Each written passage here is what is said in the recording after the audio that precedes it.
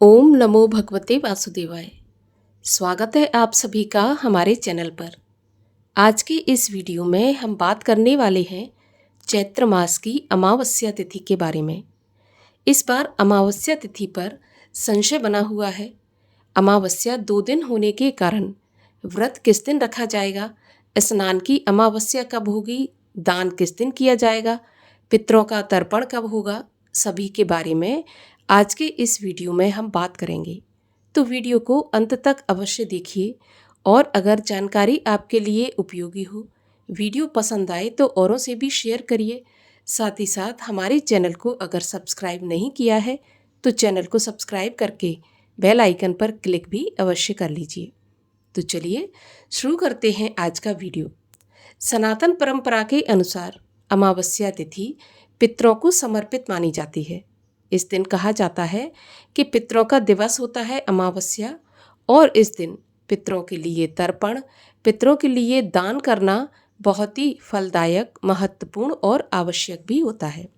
तो अमावस्या पर पितरों के लिए दान तर्पण अवश्य करना चाहिए। चैत्र मास की अमावस्या को हम भूतड़ी अमावस्या या दर्श अमावस्या के नाम से भी जानते हैं, क्योंकि इस दिन जो भी नकारात्मक शक्तियाँ होती हैं अमावस्या की रात्रि में सक्रिय होती हैं, इसीलिए भूतड़ी अमावस्या भी कहते हैं। अमावस्या के दिन हमें क्या करना चाहिए, क्या नहीं करना चाहिए, इस बारे में हम बात करेंगे और वीडियो के अंत में आपको सभी मुहूर्त भी बताए जाएंगे। तो अमावस्या पर पितरों के लिए स्नान, तर्पण और दान का विशेष महत्व होता है। ब्रह्म मुहूर्त का स्नान उपयोगी माना जाता है। अमावस्या के दिन दान करना चाहिए, पितरों के निमित्त तर्पण भी करना चाहिए। तर्पण के लिए 1 लोटे में शुद्ध जल ले लें और उसमें थोड़ा सा गंगा जल मिला लें। थोड़े से काले तिल मिलाकर, थोड़ा चंदन मिलाकर दक्षिण की तरफ मुख करके पितरों के लिए तर्पण अवश्य करें। इससे पितृ तृप्त होते हैं और हमें आशीर्वाद देकर जाते हैं। ऐसा माना जाता है कि ये जो अमावस्या तिथि होती है वो पितरों की सुबह मानी जाती है। जैसे मनुष्यों को सुबह उठते ही भोजन पानी की आवश्यकता होती है, उसी प्रकार पितरों को भी भोजन पानी की आवश्यकता होती है, जिसके लिए अमावस्या तिथि विशेष रूप से बनाई गई है। इस दिन पितरों के निमित्त दान पुण्य करने से पितृ तृप्त होकर आशीर्वाद देकर जाते हैं।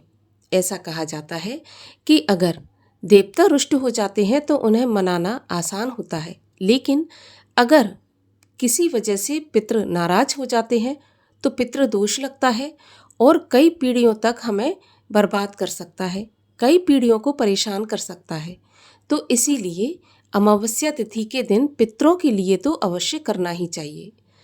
सुबह में दान करें, संध्या के समय मुख्य द्वार पर दीपक जलाएं जिसकी लौ दक्षिण दिशा की तरफ हो। दीपक में तिल का तेल या फिर सरसों का तेल डालें और उसमें थोड़े से काले तिल डाल दें।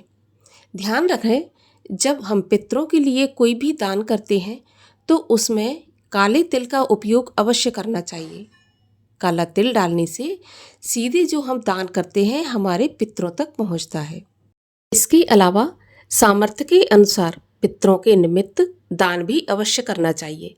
अगर आपकी ज़्यादा सामर्थ्य नहीं है तो 1 मुट्ठी दाना पितरों के नाम से पक्षियों को ही डाल दें, ये भी बहुत ज़्यादा पुण्यदायी होता है।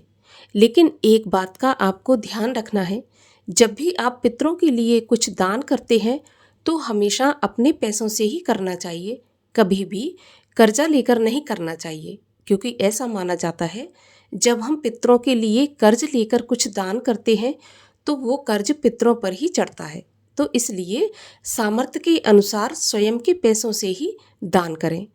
इसके अलावा अगर आपने अपनी रसोई घर में मिट्टी का घड़ा पानी भर के रखा है तो उस पर भी 1 दीपक अमावस्या के दिन अवश्य लगाना चाहिए। अमावस्या के दिन श्रीमद् भगवत गीता के 7वें अध्याय का पठन या फिर श्रवण करना चाहिए, क्योंकि 7वें अध्याय का पठन श्रवण करके उसका पुण्य फल पितरों को देने से पितरों को मुक्ति प्राप्त होती है, अधोगति से मुक्त होते हैं और पितरों का आशीर्वाद भी प्राप्त होता है। तो श्री गीता जी के 7वें अध्याय का पाठ भी अमावस्या के दिन अवश्य करना चाहिए। अब चैत्र मास की अमावस्या कब होगी, आइए सभी मुहूर्तों के बारे में जानते हैं।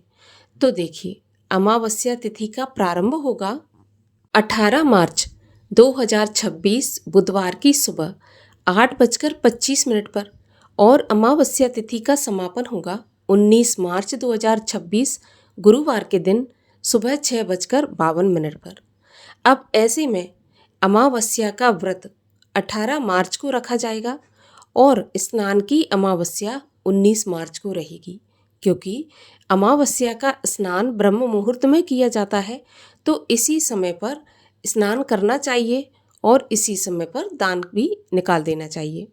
18 मार्च को पूरे दिन अमावस्या रहेगी, तो व्रत इस दिन किया जाएगा। संध्या पूजा, पितृ पूजा 18 को ही की जाएगी। 18 मार्च को पितृ पूजा का शुभ मुहूर्त सुबह होगा 11:30 बजे से दोपहर 2:30 बजे तक। ये कुतब काल कहलाता है और इसी समय पर पितरों के लिए दान, पितरों के लिए तर्पण करना चाहिए, तभी पितरों को प्राप्त होता है।